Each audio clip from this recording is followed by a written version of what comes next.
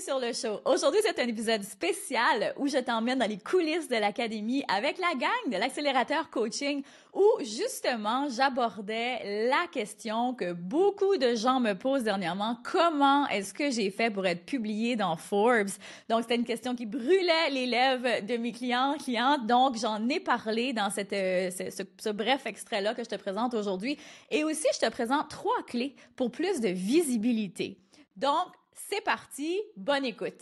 Ce matin, on perdra pas de temps, on enligne directement ça avec, je le sais, je réponds à la question que je pense qui brûle les lèvres de beaucoup de gens ce matin. Comment est-ce que j'ai fait pour l'un des Forbes? Comment est-ce que j'ai fait pour l'un des Forbes sans même les pitcher? Donc, c'est clair que ça vient avec la constance, définitivement. Ça fait des années que je suis en ligne quand même. Ça fait des années que je passe mon message ardemment chaque semaine, constance. Fait que vous les savez, on les prône la base ici. Puis il y a pas de magie, il y a pas de secret dans ça. Mais il y a quelques petits points que j'ai relevés ce matin. Je suis comme, comment est-ce que je peux rendre ça un peu plus clair que juste let's go guys, allez travailler, publier sur les médias sociaux, puis that's it, OK? Ça, vous le savez. Fait une des choses que j'ai remarqué que je faisais qui fonctionne bien, c'est de connecter votre expertise avec l'attention de ce qui se passe en ce moment. L'attention, OK? Attention et expertise, c'est vraiment les 2 mots que je veux que vous écriviez en gros. Prenez des notes.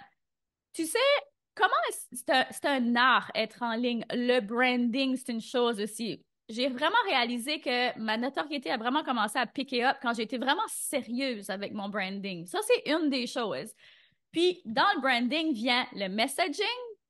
Donc, c'est vraiment d'être capable de faire ressortir ce pourquoi vous êtes expert et de vraiment faire le modèle de l'entonnoir aussi. Au début, j'étais trop vague, j'étais trop large, je voulais trop aider tout le monde. Fait que quand on vous dit de nicher, d'être très spécifique avec des messages, tu sais, de hammer down, vraiment toujours les mêmes messages, je radote toujours les mêmes choses.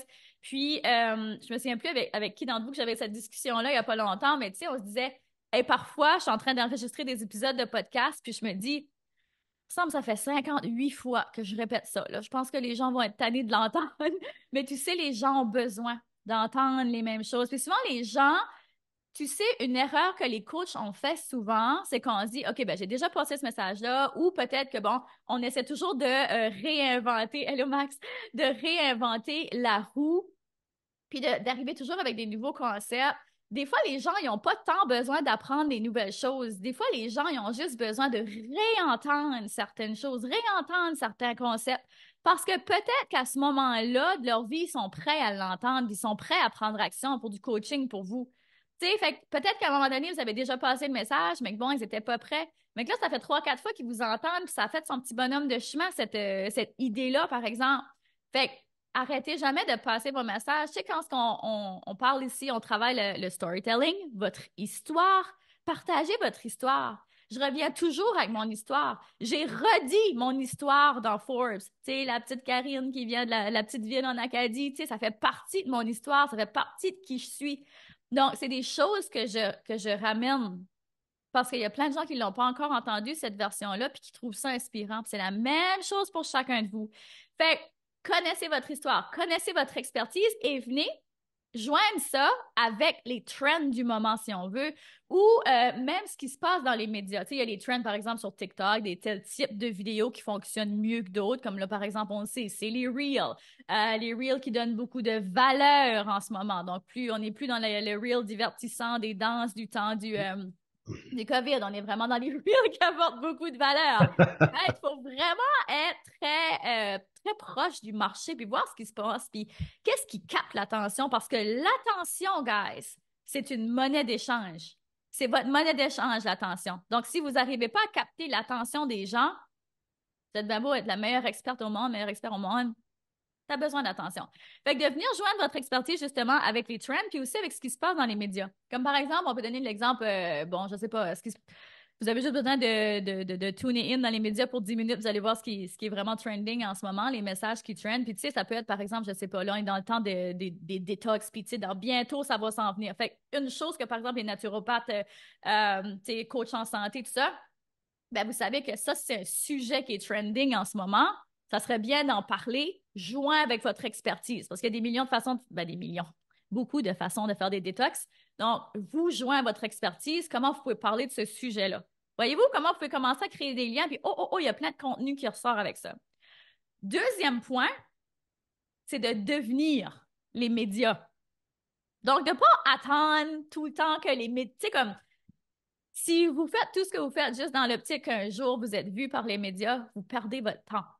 Comme, soyez déjà les médias. Et ça, en bâtissant votre propre scène, hein, je te dis souvent ça aussi, comme, bâtissez votre propre scène. Attendez pas après personne. C'est ça que j'ai fait aussi. Fait en faisant ça, de un, vous allez construire votre propre notoriété, vous allez construire votre communauté, vous allez travailler votre messaging, vous allez travailler le storytelling, vous allez travailler la façon dont vous vous présentez. Pendant que vous faites ça, vous devenez de meilleur en meilleur. Puis une autre chose, c'est que ça va vous apprendre comment ça fonctionne dans les médias, le travail qu'il y a derrière ça, et au fur et à mesure, vous allez réaliser aussi comment pitcher des gens. Tu sais, je dis que je ne suis pas encore une experte dans le pitching. Je pense quand même pas pire quand vient le temps d'amener des personnes, des personnalités sur mon podcast, des choses comme ça. Je sais très bien, par exemple, si je vous donne un exemple vraiment concret, si je veux pitcher quelqu'un pour l'emmener, par exemple, sur mon podcast, je vais très certainement pas y envoyer un podcast genre un courriel super long. Je sais que les gens qui ont de la notoriété, qui ont du succès, ils n'ont aussi pas le temps de lire des longs courriels. Puis ça les énerve. Puis s'il y a bien quelque chose que je fais jamais quand vient le temps de pitcher, quelqu'un que je connais pas, avec qui j'ai pas encore bâti de relation, c'est envoyer des messages vocaux. Faites pas ça. Mon Dieu, faites pas ça. Si c'est quelqu'un que vous connaissez pas, envoyez pas de message vocal. Moi, si tu m'envoies un message vocal, je te connais pas, je le lis pas. Je l'écoute pas. Je l'écoute pas. Comme... Hey, des fois, j'ai des 5, 6, 8 minutes de message vocal. Ben, voyons donc. Résume-moi ça dans un paragraphe. On verra si je peux. C'est comme, je trouve que c'est à la limite un manque de respect d'une certaine façon. C'est comme les gens, ils sont occupés. Fait prenez ça en conscience. Puis quand vous allez, tu sais, puis vous êtes déjà là, vous êtes déjà en train de bâtir sur les médias sociaux, vous savez tout le travail que ça prend.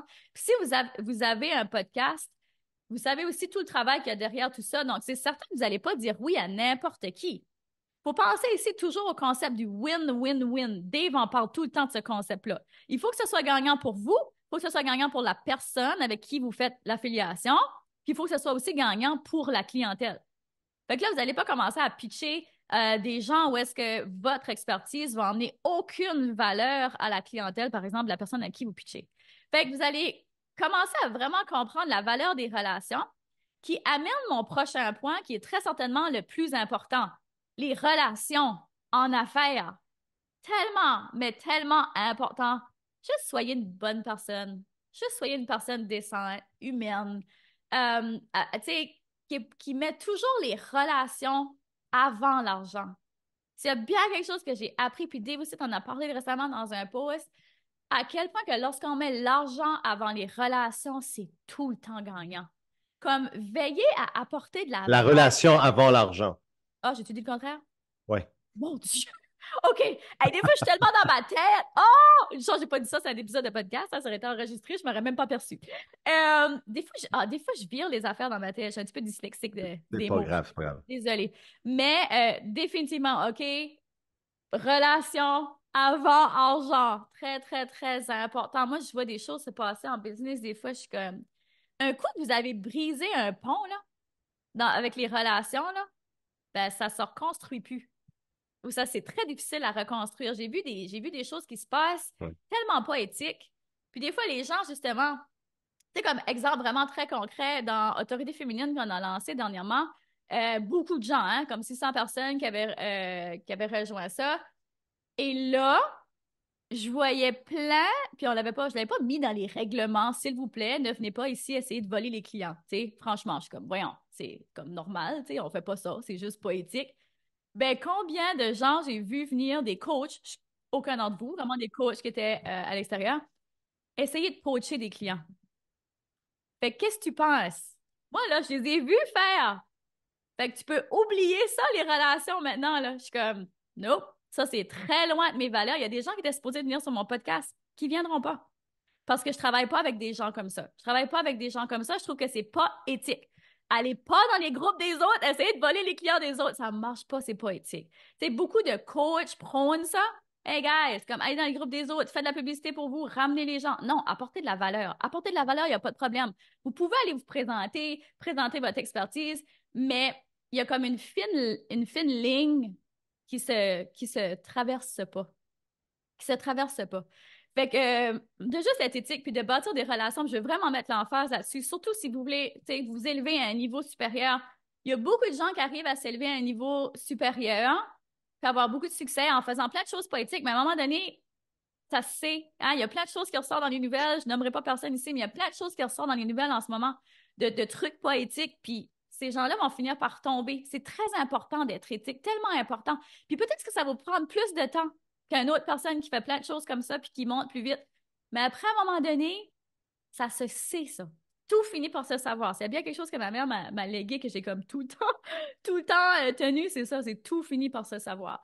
Fait que, tu sais, gonflez pas vos chiffres, comme, tu sais, soyez vraiment éthique. Fait que, une chose que je vais vous faire de vraiment concret à partir de maintenant, je vais vous poser la question, qui est-ce que vous pouvez repérer qui a peut-être plus de notoriété que vous ou qui pourrait, par exemple, pas obligé d'être plus de notoriété, mais qui pourrait apporter de la valeur à votre auditoire. Donc, qui est-ce que vous pourriez créer des relations avec, d'affiliation, que ça vous permettrait que tous les deux, ça serait gagnant pour vous. Et commencez à bâtir ces relations-là. Je ne vous ai pas dit de pitcher. Je vous ai dit commencez à bâtir ces relations-là. Commencez à bâtir des relations solides avec des gens que vous voyez qui ont un potentiel éventuellement, mais bien avant que vous ayez quelque chose à leur demander. Souvent, je vois des gens qui arrivent dans mon univers. Hey, j'aime beaucoup ce que tu fais. Nanana, tu voudrais-tu venir sur mon podcast? Ils n'ont aucune idée de ce que je fais. Je sais, ils viennent d'arriver dans mon univers, ça fait 5 minutes, je les ai vus. C'est important de bâtir ces relations-là.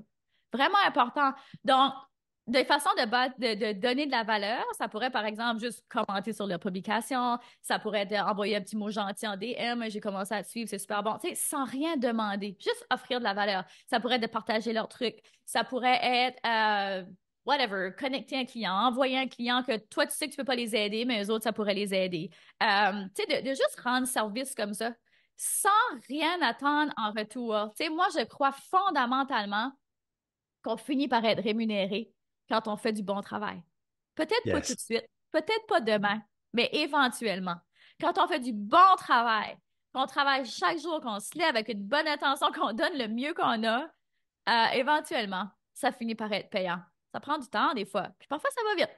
Ça dépend. Mais toutes ces petites choses-là, tous ces trois ingrédients-là, c'est vraiment des clés hyper importantes pour la notoriété et éventuellement pour faire grandir votre entreprise. Puis tu sais, ça va au-delà encore une fois de l'argent et de la notoriété. C'est comme de passer votre message, d'avoir un impact, de transformer des gens. Quand je parle d'argent, là, moi, j'ai toujours ça dans le derrière de ma tête. Moi, argent égale transformation. Si je peux avoir plus d'attention, puis je peux attirer plus de gens dans mon univers, puis que je peux les amener plus près de moi à proximité, puis que je peux les aider, puis les transformer, puis leur amener des vrais résultats, automatiquement, c'est lié avec l'argent. Fait que ma seule question pour vous, puis j'arrête de parler là parce qu'il est déjà presque 10h20, puis je vais laisser de la place pour vos belles questions. Et je veux juste que vous écrivez que peux-tu faire aujourd'hui qui va te ramener plus d'argent éventuellement. Donc, est-ce que je peux commencer à bâtir ma propre scène? Est-ce que je peux commencer à reach out puis commencer à apporter de la valeur à des gens qui éventuellement je peux voir des belles collaborations? Comment est-ce que je peux là maintenant connecter mon expertise avec l'attention de ce qui se passe en ce moment? Right? J'espère que ça vous Je aide. voudrais, Oui, je vais vas-y. ajouter un petit quelque chose. Si vous n'avez Absolument. pas lu mon post Instagram, mon dernier post Instagram sur la création d'un réseau d'affaires solide, puis je ramène la chronologie des 17 dernières années, de comment c'est arrivé. Puis ça rejoint ce que dit Karine, c'est que la seule façon que c'est arrivé, c'est j'ai été aux bons endroits, j'ai rencontré des gens, j'ai pas cherché à m'introduire dans ce réseau-là, parce que ce réseau-là n'existait même pas. J'ai juste connecté avec les bonnes personnes et où j'avais un super bel échange de valeurs, de mindset avec ces personnes-là. On est resté amis, on est resté en contact. Puis éventuellement, ben, le réseau s'est agrandi, ça m'a introduit à de nouvelles personnes, ça s'est agrandi, ça s'est agrandi. Puis là, ce qui a fait qu'une personne que j'ai rencontrée, par exemple, je pense à Uriel Kim, que j'ai rencontré en 2000, c'était quoi? C'était en 2010, je crois, à l'événement de Ryan Lee au Connecticut.